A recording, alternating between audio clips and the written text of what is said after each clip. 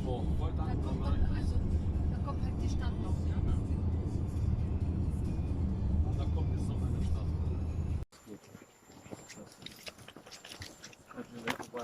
Können wir gleich vor dem Schild ein Foto machen und schicken und dann ist es.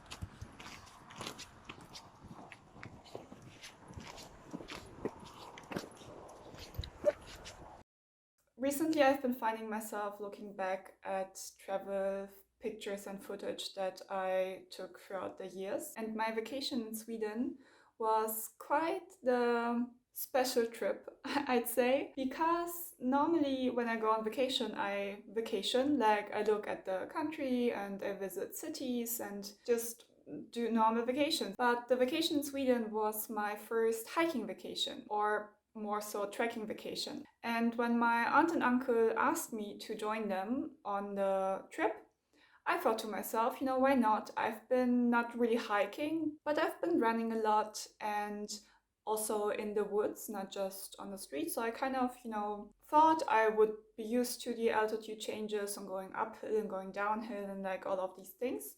So I thought to myself, why not? We prepared everything. They sent me like this whole list of what to get, because what we set out to do is to hike the trail called Kungsleden, King's Trail, in Swedish Lapland. And what we would do is would go the 110 kilometers, I think it was, in like a few days. We didn't set a certain like goal of days that we wanted to finish it, and we would sleep in a tent at night and then hike during the day. I was expecting it to be hard, but at the same time I also kind of expected it to be a hiking trail like we have here. And I also did like one hike with my parents together with a backpack just to see how I could handle the weight. And then it was pretty much time to go on the trek.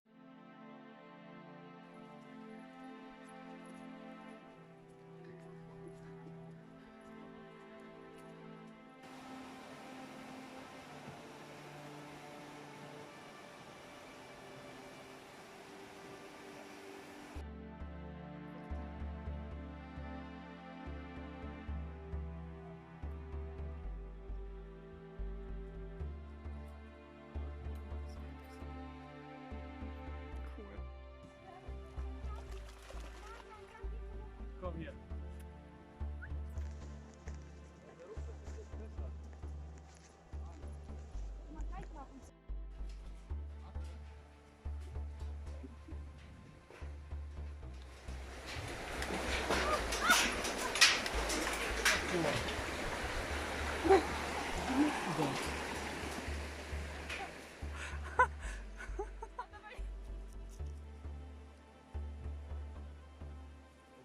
Sollt ihr auch gleich das Wasser ausschauen? Oh, alles drauf.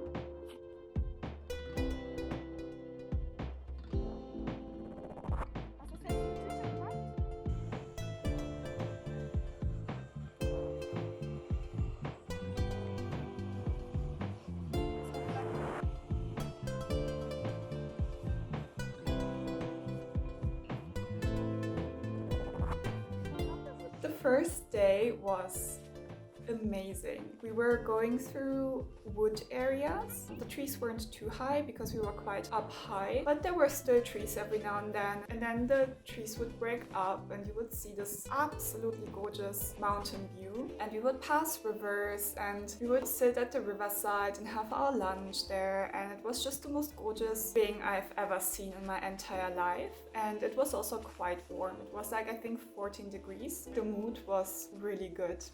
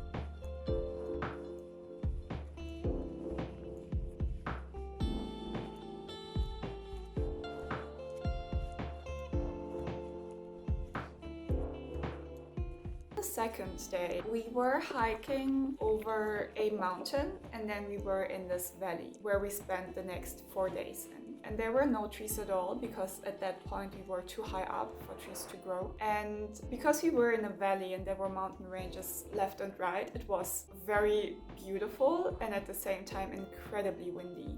And the later it got in the day, the windier it got. And then on that second day, it was also raining the whole day. And the path was just so hard to navigate. There were sometimes these wooden planks that helped you walk, because sometimes, the ground was just too muddy and too watery.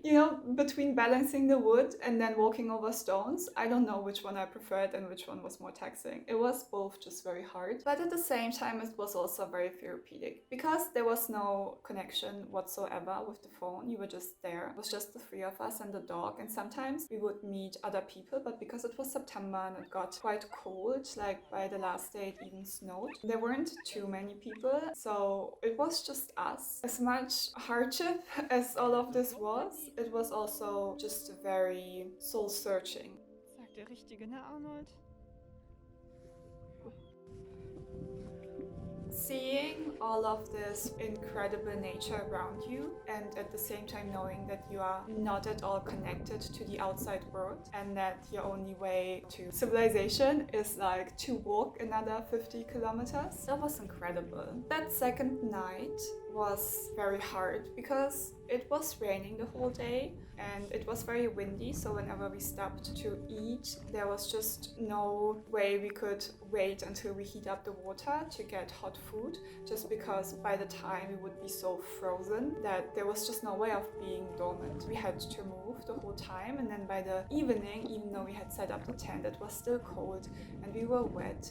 And the mood was just very low. So we didn't, on one hand, eat enough, we didn't warm up properly. So when we started out for the third day, the weather was better, but the mood was worse. I think we hit our low that evening. I think what also made the day even worse was that there was this huge chunk of the trail that was just stones. It was so hard to walk over these stones because they were not fixed.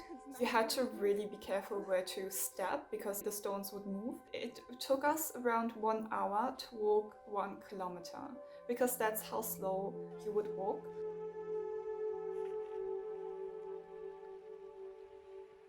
Soll ich vorgehen?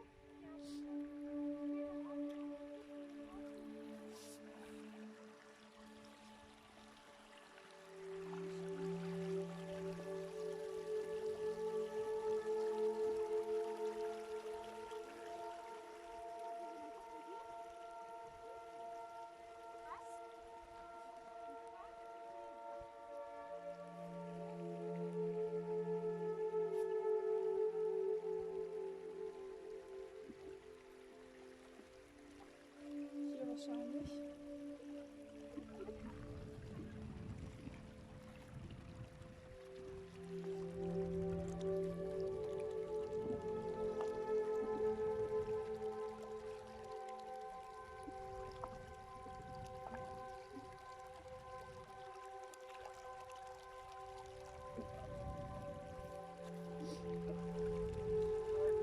Ich würde darum, genau. Halt, stopp! Arnold! Warte! Ganz in Ruhe, alles gut.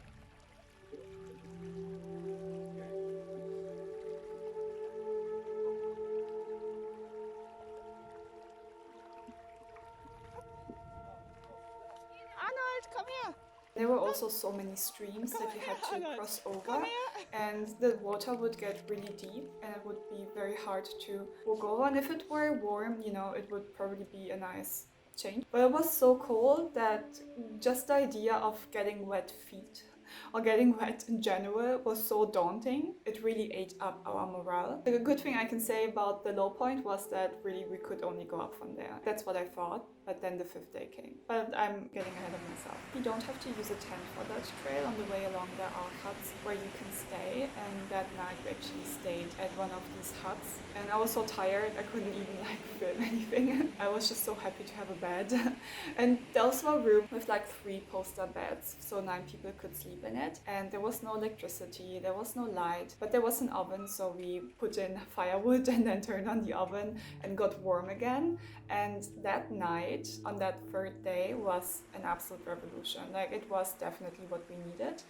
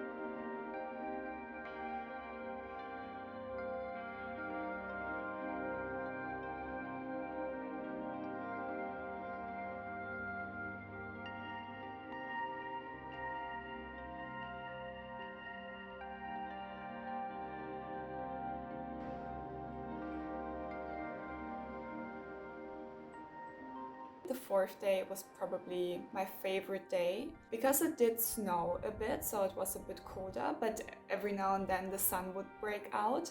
And it was also a bit harder to walk because you had to go up and down so much and so often. It was just a constant stream of going up and up and up. And once you are up on top of the hill, you see that it gets down a bit and then you have to go up again. The scenery was beautiful, the weather was great, the snow in between was just adding to the scenery. And we also decided that morning that we are going to trek until the next hut and then stay at the hut because it completely transformed the hiking experience. We were happy just hiking along, enjoying the view, and then we arrived at the hut and it was booked out. And at that point it got significantly colder. The night it was -degrees and my feet have never hurt so much in my entire life. And then we couldn't even rest properly because we had to sleep in the tent again. I don't know how long we slept. I don't even think we ate dinner. And then we got up at 5. We didn't eat breakfast. We just went on with the hike. I don't have any footage from the last day. I took a total of like 6 pictures, which I'm going to show you a few of, just because I couldn't. I just could not physically get myself to take pictures because I was hurting so much. I had to concentrate so hard to walk forward that there was just no way I could take out my phone to take pictures or to film. But yeah, I arrived. My aunt and uncle made it. We were just the happiest people alive. We had a really nice hot shower. We went to buy pizza and beer and chips and just all of the food that we were in the mood for. And yeah, had a very great dinner, and I think we were in bed by 8. The next day we had breakfast and went on our way back. It took us 5 days to trek the 109 or 119 kilometers, and it was quite ambitious. It's not impossible, but to do it on like consecutive days without a rest in between, and also with like the altitude changes and the very difficult trail at times and having to cross rivers and these kind of things, it was incredibly challenging, but definitely a challenge that I want to do again. I remember thinking on that 5th day that I'm never going to do something like this again, but looking back at it now, it really was amazing, and I definitely want to do such a trek again, where, you know, you trek for a few days going from point A to point B. And I'd also consider sleeping in tent again because it was just very nice. I would take less food. Like I had definitely too much food with me, but all in all it was just a very nice experience. Also just for the fact that at one point I just didn't really think anymore. I was concentrating so hard on my body and my body to move forward that I really could let go of any thoughts and I could just be. It was just a very nice break from everyday life for 5 days. I would definitely recommend it to anybody, and I'll also definitely do it again. That's pretty much all I have to say about my vacation in Sweden. It was definitely more a soul-searching vacation than anything else. I hope you enjoyed it.